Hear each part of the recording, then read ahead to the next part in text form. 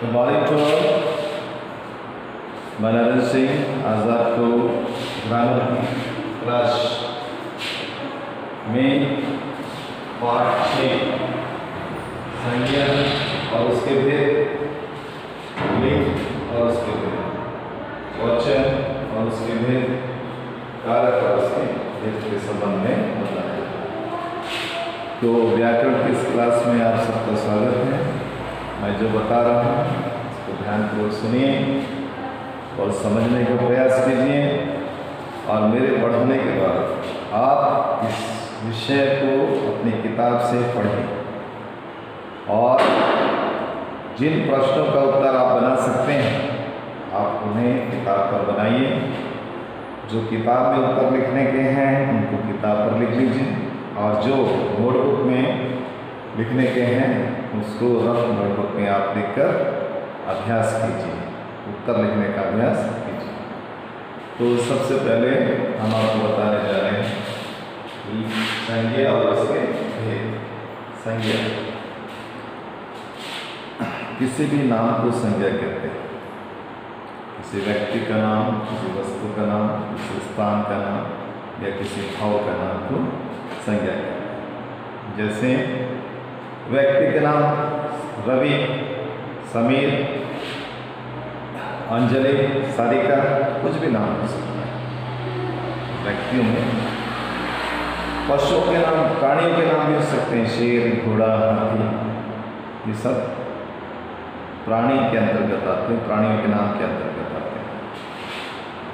वस्तु जैसे पुस्तक, पंखा, टेबल, कुर्सी, इशक वस्तु का नाम।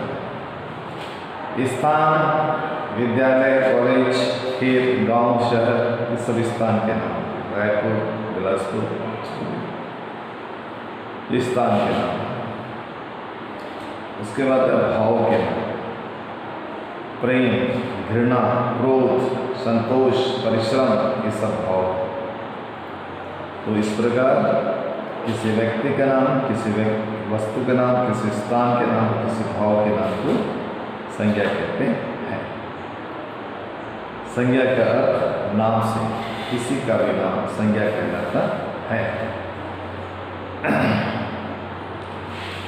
रोहित हंसता है, एक उदाहरण है। रोहित हंसता है।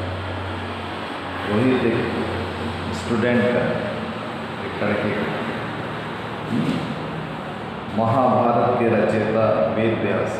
महाभारत एक ग्रंथ है, वस्तु। लाल किला दिल्ली में है, दिल्ली के स्थान का नाम, लाल किला भी एक स्थान का नाम। इस प्रकार किसी व्यक्ति, वस्तु, स्थान और भाव के नाम को संज्ञा कहते हैं। संज्ञा के भेद। संज्ञा के 3 भेद हैं।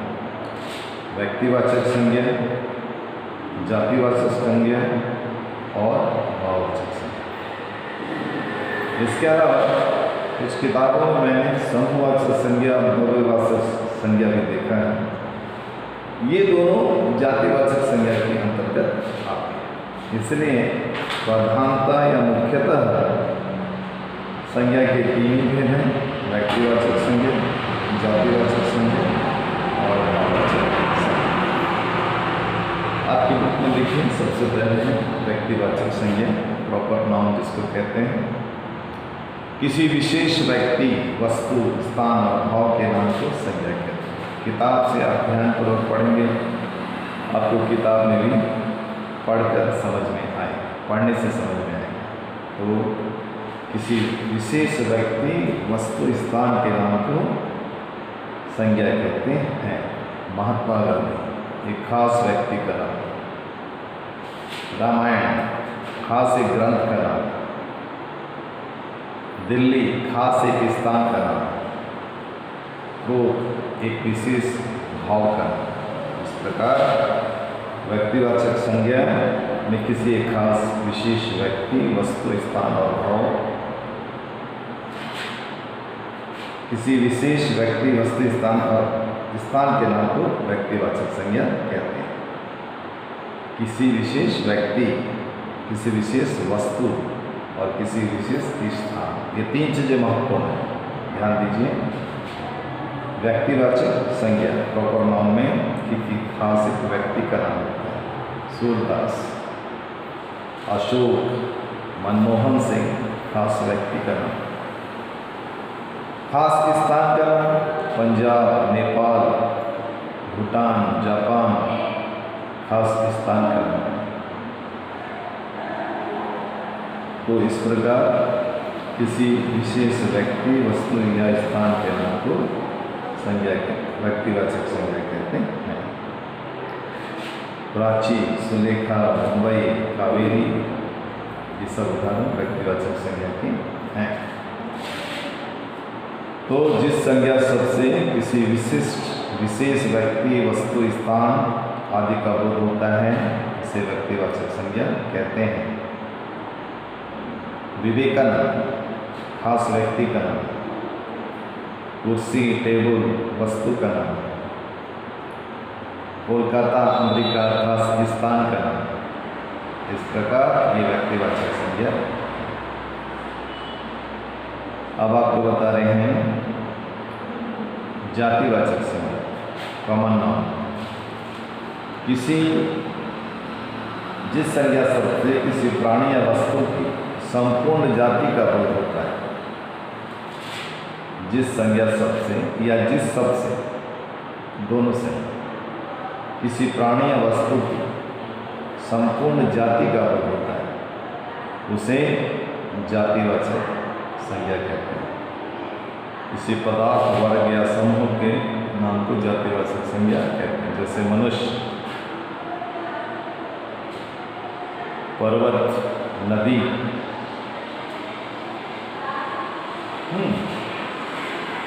फूल, अध्यापक, ग्रंथ आदि। ये जो शब्द हैं ये शब्द किसी एक व्यक्ति, पुस्तक, शहर, विशेष का परिचय नहीं देते, संपूर्ण जाति का बोध कराते हैं। जैसे मनुष्य मतलब किसी एक खास मनुष्य के बारे में मैंने नहीं कहा है। संसार की पूरी मानवता, संसार के सारे मनुष्य के बारे में मैंने आपको कहा। तो फूल, किसी फूल के बारे में मैंने नहीं कहा। संसार में जितने प्रकार के फूल हैं समूह। तो इस प्रकार जिस संज्ञा शब्द से किसी प्राणी या वस्तु की संपूर्ण जाति का बोध होता है उसे जातिवाचक शब्द संज्ञा कहते हैं। आज के नेता भ्रष्ट हो गया।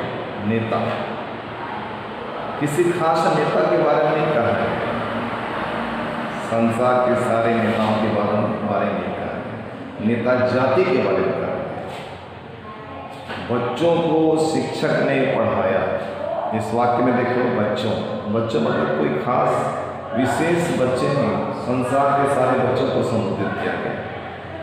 शिक्षक का तात्पर्य यहाँ पर संसार के सभी शिक्षकों से। नारी किसी देश को सशक्त बनाती है। नारी शब्द संपूर्ण नारी जाति से। देश कोई खास देश का नाम, संपूर्ण संसार के सारे देशों को ये इंगित किया है। तो इस प्रकार नेता, बच्चे, शिक्षक, नारी, देश, ये सब समूह, एक खास समूह के बारे में, खास जाति के बारे में, संपूर्ण जाति के बारे में बोध कराते हैं, इसलिए जातिवाचक संज्ञा है। तीसरा देखिए, भाववाचक संज्ञा। जिस संज्ञा शब्द से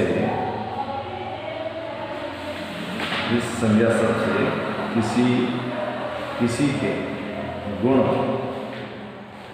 दशा, अवस्था या भाव का पता चलता है। जिस संज्ञा शब्द से किसी के गुण, दशा, भाव, व्यापार, अवस्था आदि का बोध होता है उसे भाववाचक संज्ञा कहते हैं। जैसे क्रोध एक भाव है। चालाकी एक गुण है, एक दोष है। कंजूसी, बचपन, बुढ़ापा, जवानी ये अवस्था है। पढ़ाई, चुनाव, सलाह, प्रशंसा ये कार्य। तो जिस संज्ञा शब्द से किसी के गुण, दशा, अवस्था, भाव आदि का पता चलता है उसे भाववाचक संज्ञा कहते हैं। गुण, दशा, अवस्था या भाव के नाम को भाववाचक संज्ञा कहते हैं, जैसे भलाई, आलस्य, प्रेम, हंसी, क्रोध, ये सब भाववाचक संज्ञा हैं। और जैसे कि मैंने आपको बताया समूहवाचक संज्ञा, द्रव्यवाचक संज्ञा, जो कि इसी का एक हिस्सा है, जातिवाचक संज्ञा का भी एक हिस्सा है, उसके बारे में थोड़ा सा बता देना मैं उचित समझता हूँ। द्रव्यवाचक संज्ञा किसे कहते हैं? जिस संज्ञा सबसे किसी पदार्थ, द्रव्य या धातु का बोध होता है। जिस संज्ञा सबसे किसी पदार्थ, द्रव्य, धातु आदि का होता है उसे द्रव्यवाचक संज्ञा बोलते हैं। जैसे चांदी, तांबा, पीतल, घी, दूध आदि आदि, ये सब द्रव्यवाचक संज्ञा के अंतर्गत आते हैं। समूहवाचक संज्ञा, जैसे कि इसका नाम है समूह, जिस संज्ञा सबसे किसी पदार्थ, जिस संज्ञा सबसे समूह या समुदाय का बोध होता है।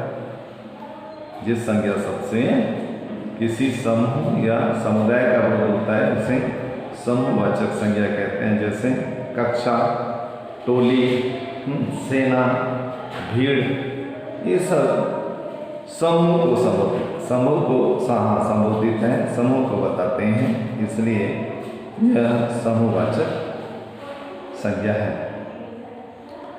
अब देखिए भाववाचक संज्ञा बनी। संज्ञा सबसे भाववाचक संज्ञा बनती है। भाववाचक संज्ञा 3 प्रकार से हैं। जातिवाचक संज्ञा से, सर्वनाम से, विशेषण से, क्रिया से और अवयव से।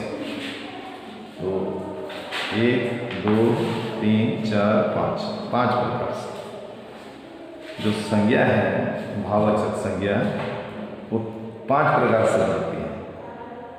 संज्ञा शब्दों से बनती है, सर्वनाम शब्दों से बनती है, विशेषण शब्दों से बनती हैं, क्रिया शब्दों से बनती हैं और अवयव शब्दों से बनती है। ये सब इसी से भाववाचक संज्ञा बनाई जाती है या बनती है। जातिवाचक संज्ञा से भाववाचक संज्ञा कैसे बनाते हैं उसके बारे में संक्षेप में थोड़ा सा आपको बता दे रहे हैं। देखिए, मानव जातिवाचक संज्ञा है। इसका भाववाचक संज्ञा बनेगा मानवता। मानव से क्या बनेगा? मानव।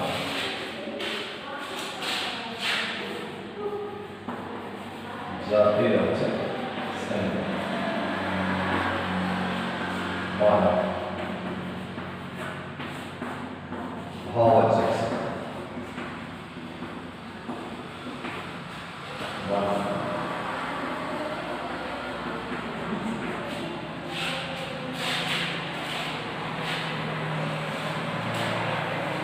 तो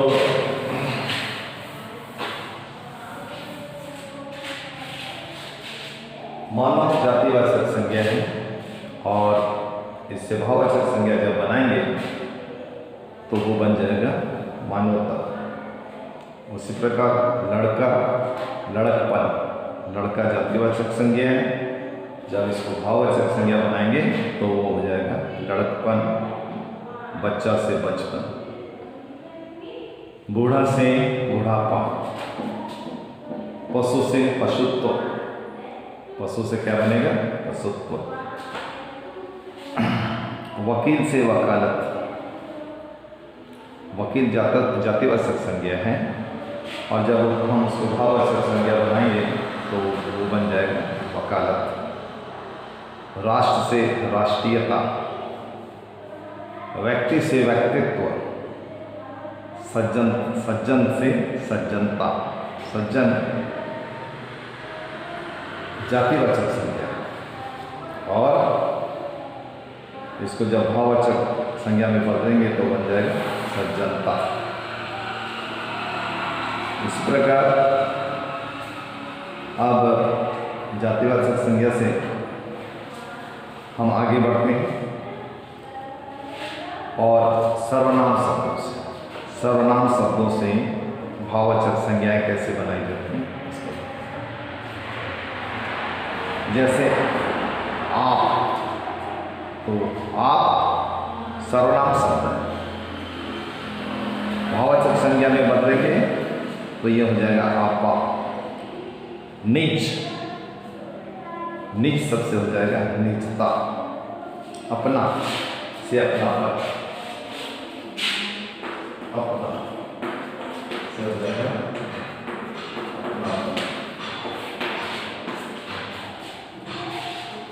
अपना सर्वनाम है और इसका भाववाचक संज्ञा बनेगा अपनापन या अपनात्व बोल सकते हैं, दोनों है।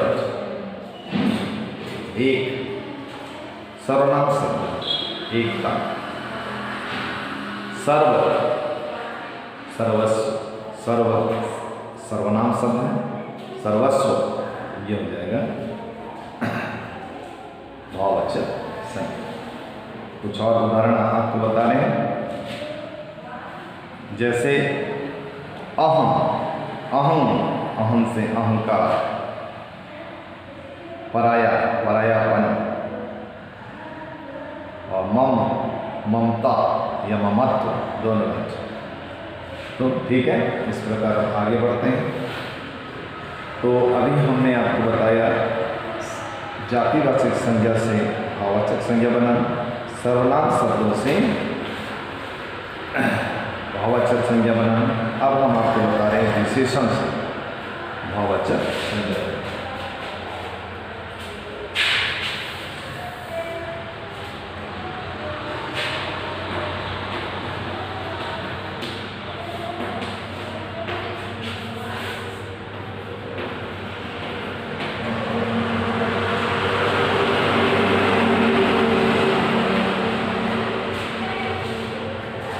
विशेषण से भाववाचक। विशेषण शब्द किस, जो शब्द किसी की विशेषता बताता है उसे विशेषण कहते हैं। जैसे वीर, वीर एक विशेषण शब्द है और इसको भाववाचक में जब बदलेंगे तो हो जाएगा वीरता। वीरता एक और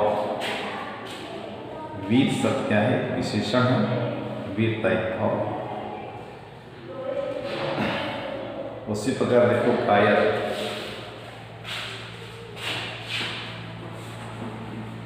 कायर से कायर, कायर विशेषण, और जब हम उसको भाववाचक संज्ञा में बदलेंगे तो हो जाएगा कायरता।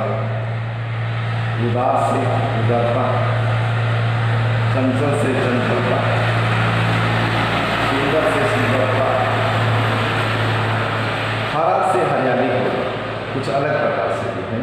एक से एकता, ऊंचा से ऊंचाई, मोटा से मोटापा, योगी से योग, अमर से अमरता, खट्टा से खटास, भूखा से हो जाएगा भूख। भूखा विशेषण है, भूखा विशेषण और उसका भाववाचक संज्ञा बनेगा भूख। आलसी, आलस्य। तो ये हैं कुछ उदाहरण विशेषण से भाववाचक संज्ञा। जैसे तुम्हारे बुक में भी दिया है, गोल, गोल से गोलाई, छोटा से छुटपन, चतुर से चतुराई, भारतीय से भारतीयता है, और चोर से चोर।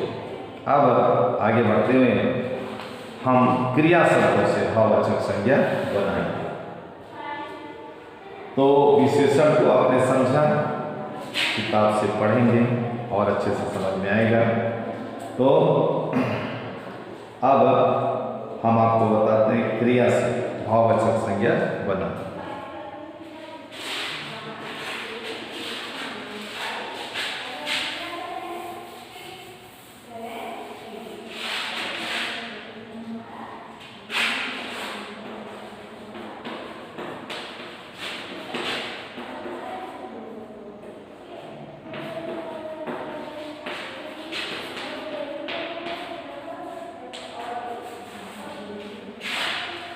क्रिया से भाववाचक। क्रिया से किसी भी जिस शब्द से किसी काम का करना या होना पाया जाए, जिस शब्द से किसी काम का करना या होना पाया जाए उसे क्रिया कहते हैं।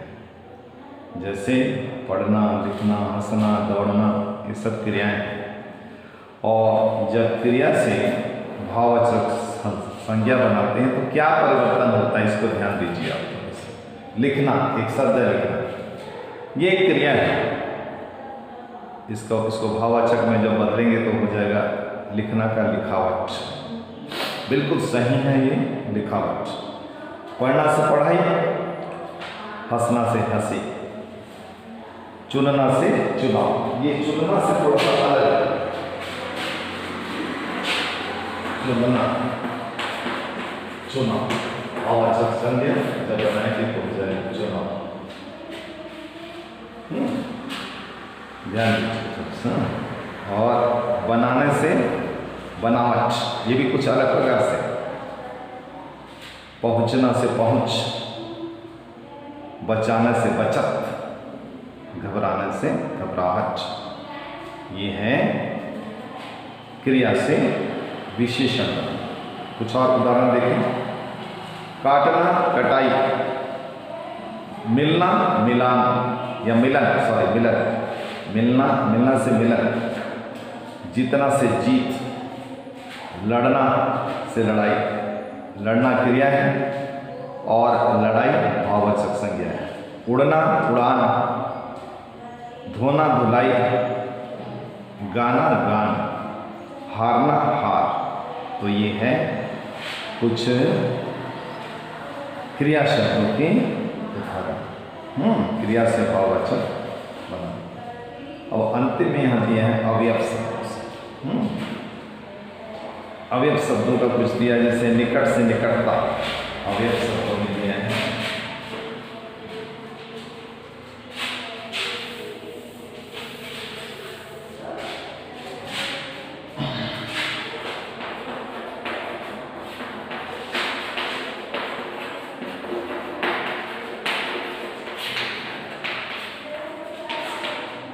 अवयव शब्द से भाववाचक संज्ञा।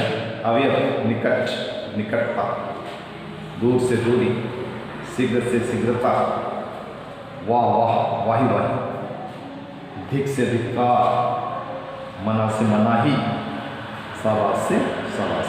ये कुछ अवयव शब्दों से भाववाचक संज्ञा बनाई गई हैं।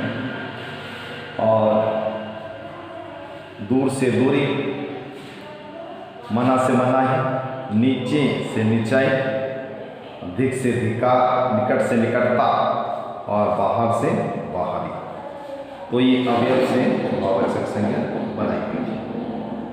तो आज इसके बाद हम आपको इसका दूसरा भाग, इस चैप्टर से दूसरा भाग है लिंग, जिसको जेंडर बोलते हैं, के बारे में आपको बताने जा रहे हैं।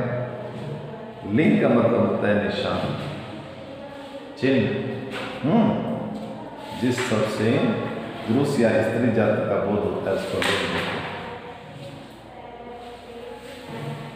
जिस शब्द से पुरुष या स्त्री जाति का बोध होता है उसे लिंग कहते हैं। कवि कविता लिखता है, कवि कविता लिखता है, धोबी कपड़े धोता है, सेठ जी घूमने जा रहे हैं। इस तीन उदाहरणों में हम देखते हैं कि यहाँ पर पुरुष जाति का बोध होता है। कवि कविता लिखता है, कवि पुरुष जाति का। धोबी कपड़े धो रहा है या धोता है, धोबी पुरुष जाति का। सेठ जी घूमने जा रहे हैं, पुरुष जाति का। तो ये कवि, सेठ और धोबी शब्द पुरुष वर्ग से संबंधित है। कवित्री कविता लिख रही है, धोबी कपड़े सुखा रही है, सेठानी टीवी देख रही है। ये जो शब्द हैं कवित्री, सेठानी, धोबी, ये शब्द स्त्री जाति का बोध कराते हैं। तो जिस शब्द से हमें स्त्री या पुरुष जाति का बोध होता है, ज्ञान होता है, उसे लिंग कहते हैं। फिर से ध्यान दीजिए, जिस शब्द से पुरुष या स्त्री जाति का बोध होता है उसे लिंग कहते हैं। लिंग किसे कहते हैं और लिंग के कितने थे? लिंग और उसके भेद, लिंग और उसके भेद।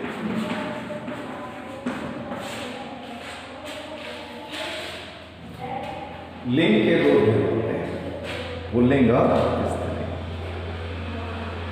हिंदी व्याकरण में लिंग के दो भेद हैं, पुल्लिंग और स्त्रीलिंग। पुल्लिंग किसे कहते हैं? जिन संज्ञा शब्दों से पुरुष जाति का बोध होता है उसे पुल्लिंग कहते हैं।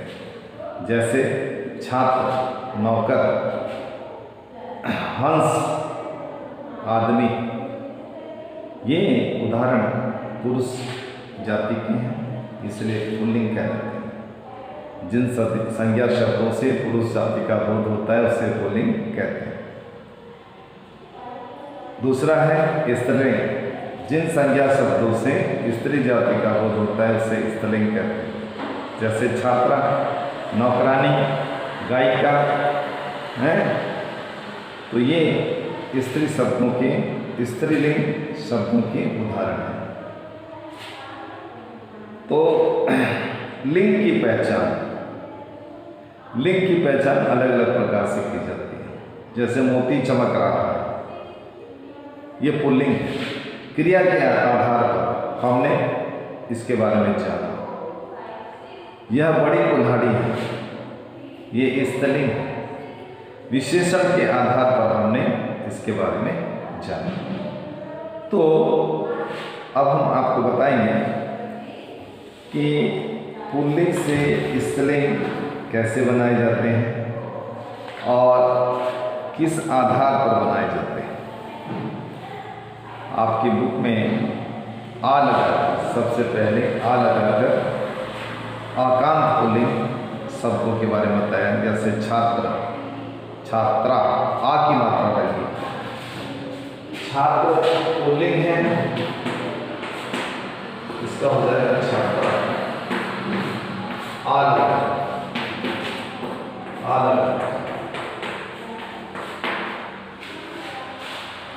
लगाकर यहाँ पर आ प्रत्यय को जोड़कर या आ शब्द को लगाकर पुरुष पुल्लिंग से स्त्रीलिंग बनाया गया है। छात्र, छात्रा, आचार्य, आचार्या, प्रिय, प्रिया, वृद्ध, वृद्धा, बाल, बाला, ये आ शब्द लगाकर पुल्लिंग से स्त्रीलिंग बनाए गए हैं। तो मूर्ख, मूर्खा, महोदय, महोदया, वृद्ध, वृद्धा, ये आकांत पुल्लिंग शब्द हैं और आ लगाकर इनको, इन पुल्लिंग शब्दों को स्त्रीलिंग बनाया गया है। अब आनी,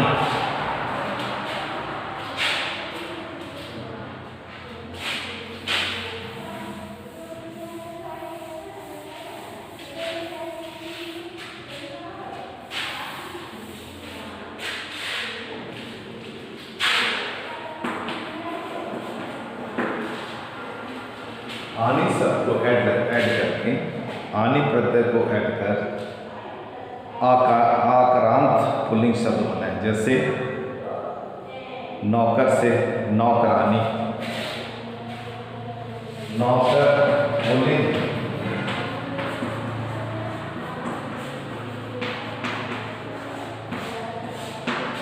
नौकरानी, आनी प्रत्यय को ऐड किया, आनी को जोड़कर बनाया गया है। तो जेठ, जेठानी, देवर, देवरानी, महाराज, महारानी, मेहतर, मेहतरानी, इन शब्दों में आनी प्रत्यय जोड़कर पुल्लिंग से स्त्रीलिंग बनाया गया है। अब है आईन,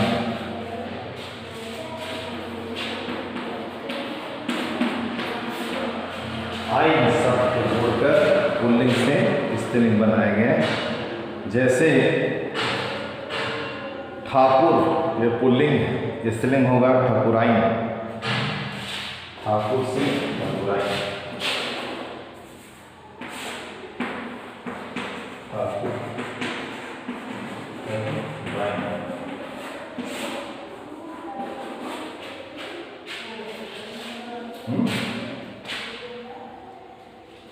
ठाकुराइन, ठाकुराइन, ठाकुर से ठाकुराइन, आइन शब्द का प्रयोग है। पंडित, पंडिताइन, हलवाई, हलवाइन, चौधरी, चौधराइन। तो इन शब्दों में हम क्या देख रहे हैं, आइन शब्द का प्रत्यय जोड़कर बनाया गया।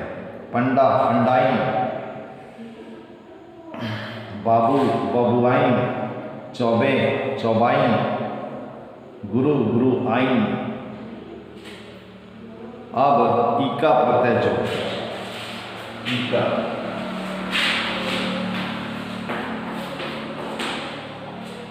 पुल्लिंग से स्त्रीलिंग बनाना है जिसमें ईका प्रत्यय जोड़ा गया। जैसे गायक, गायिका, गायक, गायिका, यहाँ ईका लगा, ईका लगाकर पुल्लिंग से स्त्रीलिंग बनाया गया है।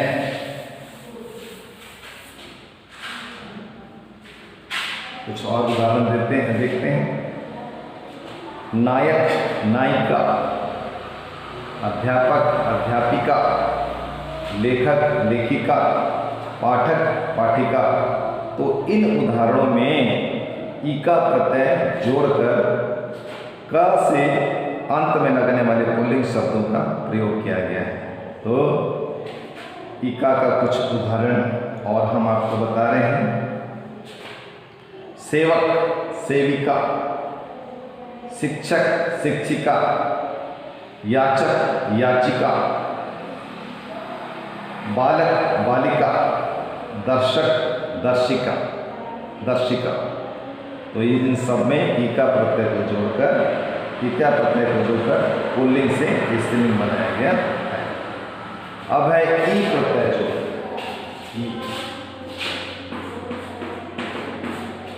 ई का बड़े ई हो गया। जैसे पुत्र, पुत्री, ई प्रत्यय जोड़कर पुत्र से पुत्री, बकरा से बकरी, लड़का से लड़की, घोड़ा से घोड़ी, मुर्गा, मुर्गी, नर, नारी। ई सब जगह हम देखते हैं यहाँ पर ई प्रत्यय जोड़कर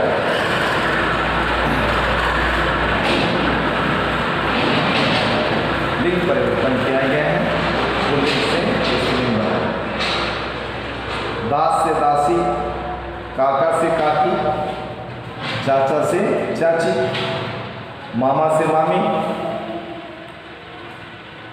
मुर्गा से मुर्गी, पहाड़ से पहाड़ी, ब्राह्मण से ब्राह्मणी, घोड़ा से। इन सब उदाहरणों में ई प्रत्यय जोड़कर पुल्लिंग से स्त्रीलिंग बना। अब इया प्रत्यय जोड़, इया,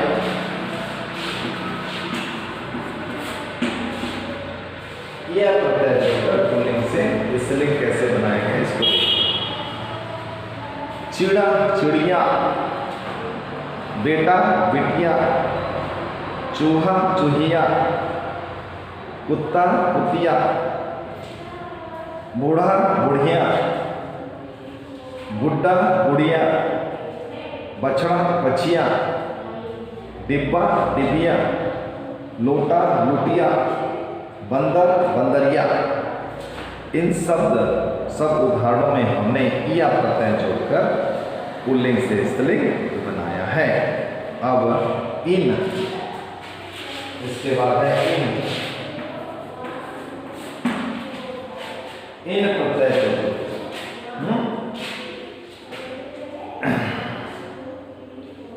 इन प्रत्यय जोड़कर आकांत या इकांत पुल्लिंग से बनाए। जैसे लुहार, लुहारिन, माली मालिन, धोबी धोबिन, दर्जी दर्जिन, सुनार सुनारिन।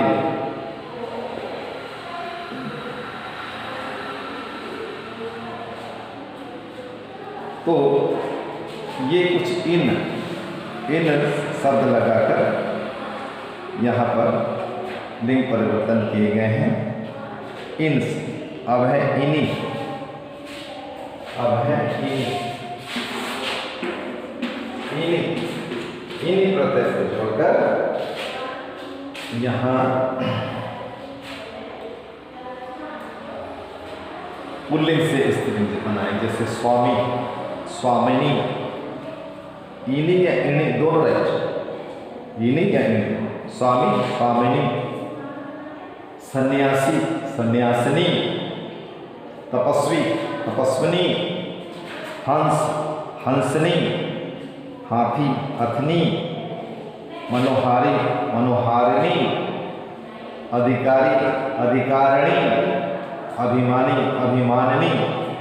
तो यहाँ पर इनी या इणी प्रत्यय जोड़कर पुल्लिंग से स्त्रीलिंग बनाया गया। अब नी, नी, नी शब्द अंत में नी लगा। पुल्लिंग से जब स्त्रीलिंग बना है तो अंत में नी लगा, जैसे मोर मोरनी। मोर, मोर एक शब्द के अंत में हमने क्या लगाया, मोरनी। ये नी को ऐड किया और वो स्त्रीलिंग बन गया। पुल्लिंग शब्द के अंत में नी लगाकर स्त्रीलिंग बनाया। मोर मोरनी, शेर शेरनी, ऊंट ऊँटनी, भील भिलनी, सिंह सिंहनी, हंस हंसनी। इन उदाहरणों में हम देखते हैं कि अंत में नी शब्द, नी प्रत्यय को जोड़कर पुल्लिंग से स्त्रीलिंग बनाया गया है। तो इसके बाद है मति। इसके बाद है मति या वती। मति और वती।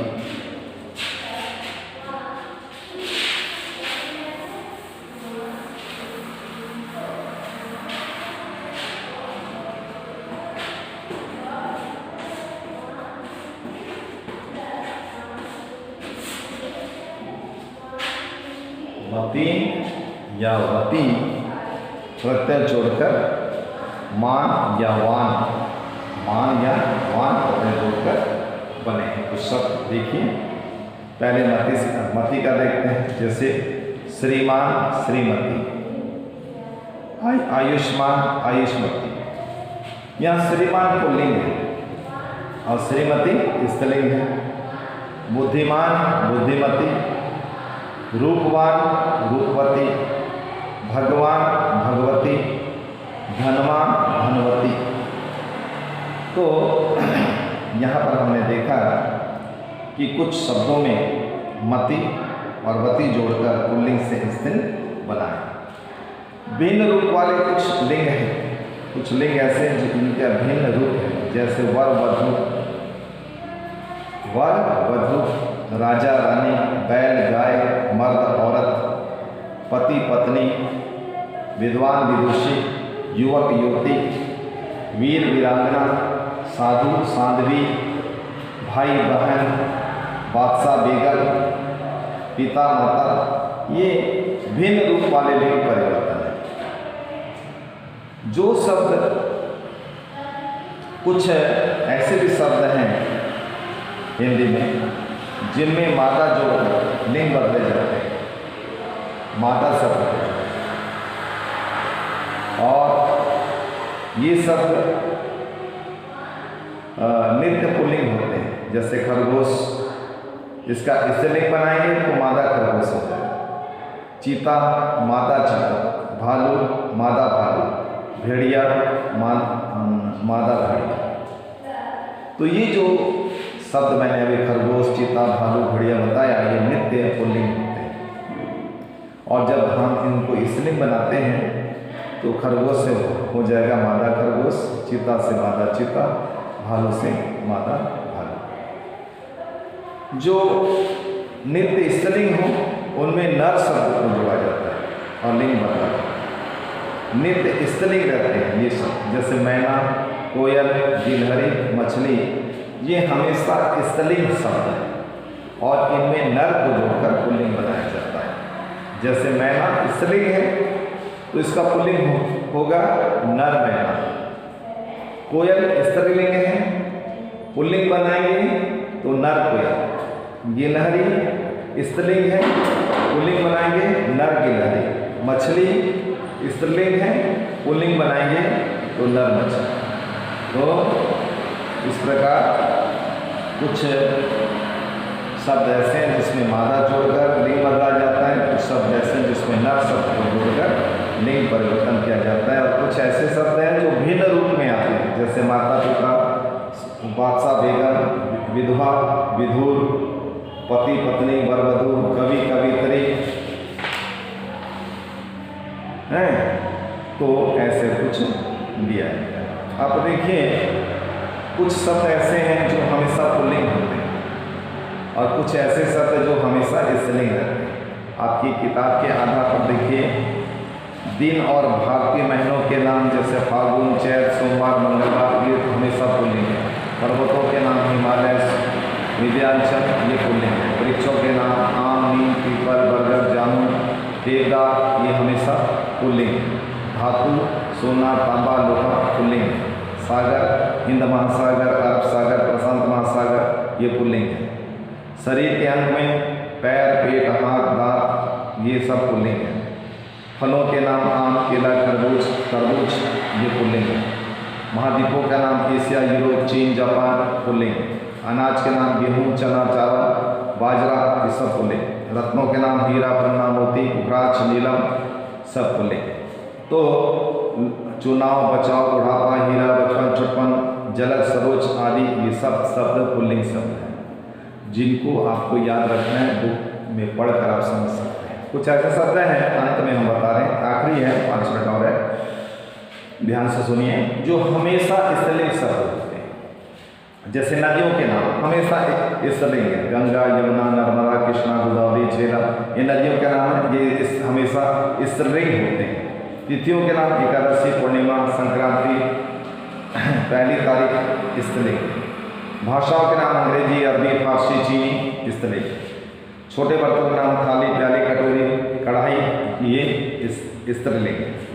खाद्य पदार्थ पूड़ी, कचौड़ी, दाल, रोटी, सब्जी, खीर, यानी स्त्रीलिंग। भक्ति, शक्ति, जाति, अग्नि, रुचि, ये सब स्त्रीलिंग। आँख, नाक, कान, दाढ़ी, मूछ, पलक, पीठ, सब स्त्रीलिंग। और आयु, वायु, भालू, धातु आदि उकांत वाले जो शब्द हैं ये भी स्त्रीलिंग है। मसालों के नाम राई, लौंग, इलायची, मिर्च, स्त्रीलिंग। आकारांत शब्द नाला, लता, माला, विद्या, भाषा, ये सब स्त्रीलिंग के अंतर्गत। तो ये फार्मूला है, इस फार्मूले को आपको देखना है, पढ़ना है, याद करना है, तब आप इसको अच्छी तरह समझ सकते हैं। तो आज बस इतना ही हमने आज आपको बताया संज्ञा और उसके भेद, लिंग और उसके भेद। जो हमने आपको पढ़ाया है उसको ध्यान से सुनने के बाद अपनी किताब खोलिए और उसको पढ़िए, आपको अच्छे से समझ में आएगा। जो समझ में आया उसका हल आप बना लीजिए, उत्तर जो किताब में बनाने के हैं उसको बना लीजिए, और कुछ उत्तर आप रफ कॉपी में बनाने का भी प्रैक्टिस कीजिए। आपकी ग्रामर किताब के पीछे में पत्र और निबंध दिया है, उसको खोलिए, पढ़िए और रफ कॉपी में लिखिए, लिखने का प्रैक्टिस कीजिए। मुहावरे दिए, बहुत कुछ दिया हुआ है जो तुम्हारे इस अवकाश समय में पढ़ने के लिए जरूरी है। तो आप पत्र, निबंध, अनुच्छेद, लेखन, पैराग्राफ राइटिंग वगैरह वगैरह, मुहावरे, लोकोक्तियाँ सबको पढ़िए और समझने का प्रयास कीजिए। ठीक है, धन्यवाद और बाय।